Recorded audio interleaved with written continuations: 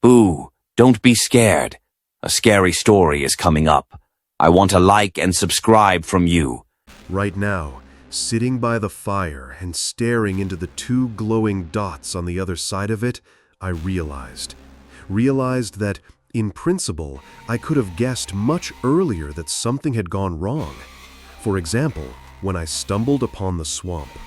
A solo hike, yes, not that I really loved going deep into the forest to feed the mosquitoes, but from time to time, any person needs a kind of reboot, a rest from the city and its noisy crowds.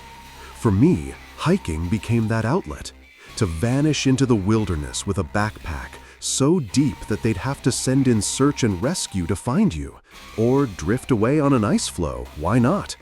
In short, I was ready for anything just to be away from people. Though, to be fair, I'd never gotten lost badly enough that anyone had to look for me.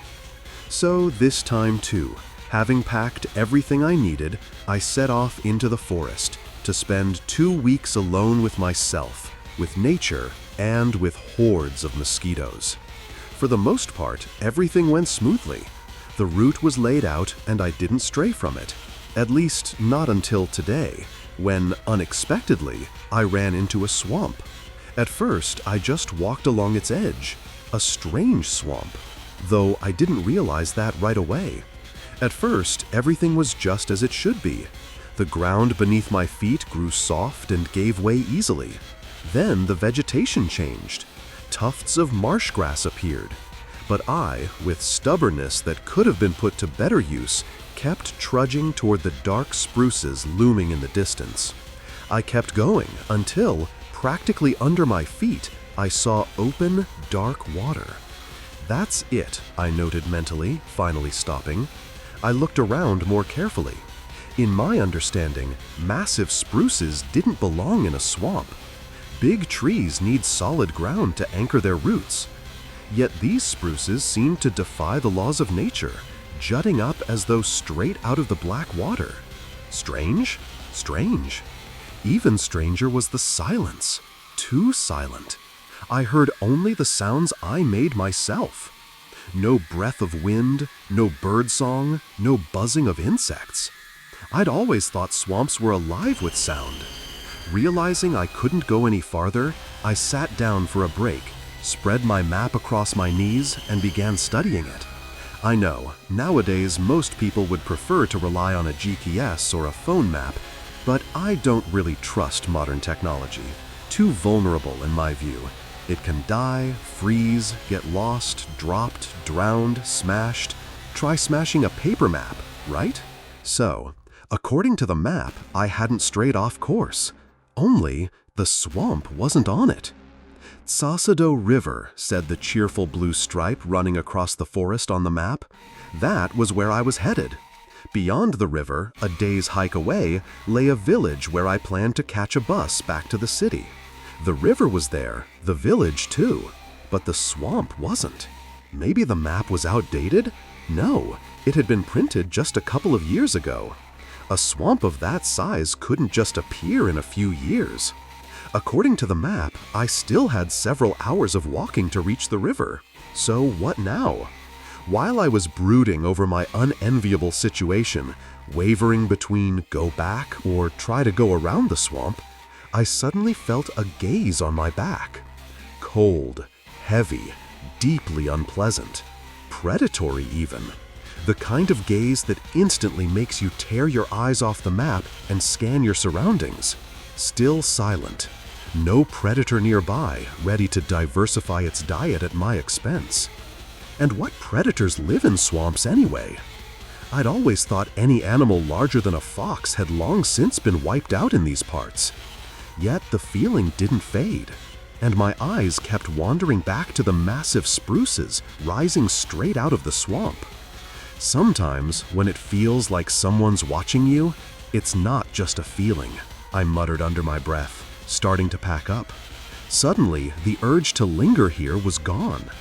The left edge of the swamp looked more promising, so I decided to head that way, hoping to skirt around and reach the river. Going back meant 3 days to the nearest civilization. I didn't want to turn back.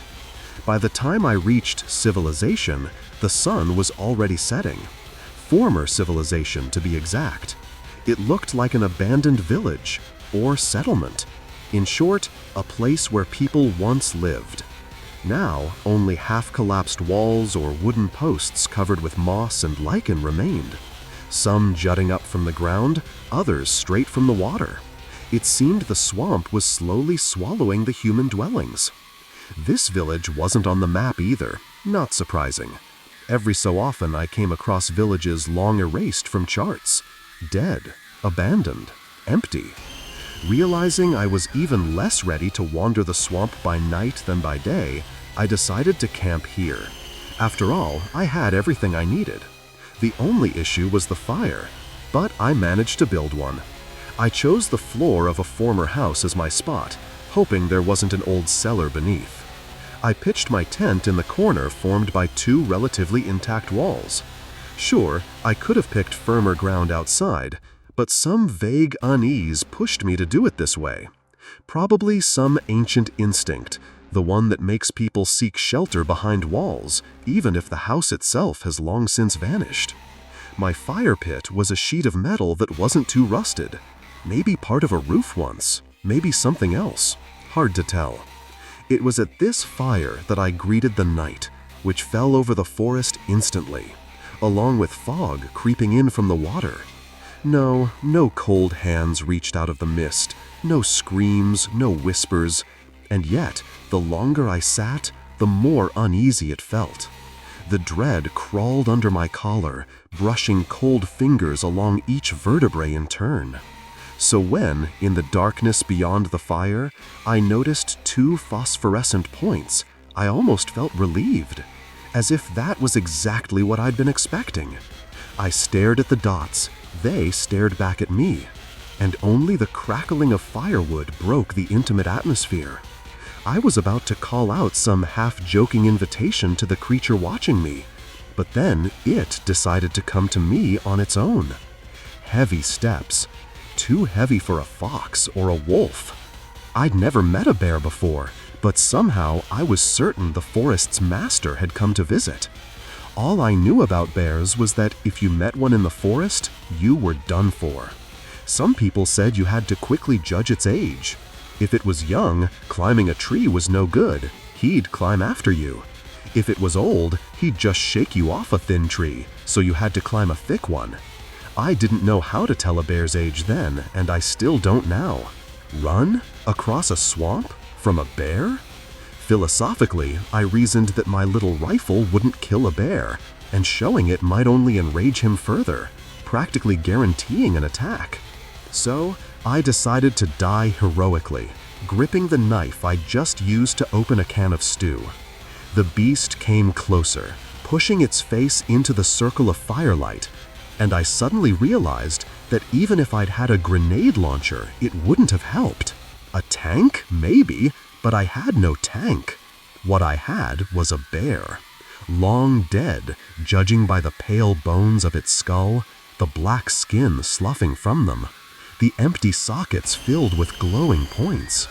Looking closer, I saw the rest of the body was in the same sorry state. Along its back, the decaying hide revealed both vertebrae and ribs.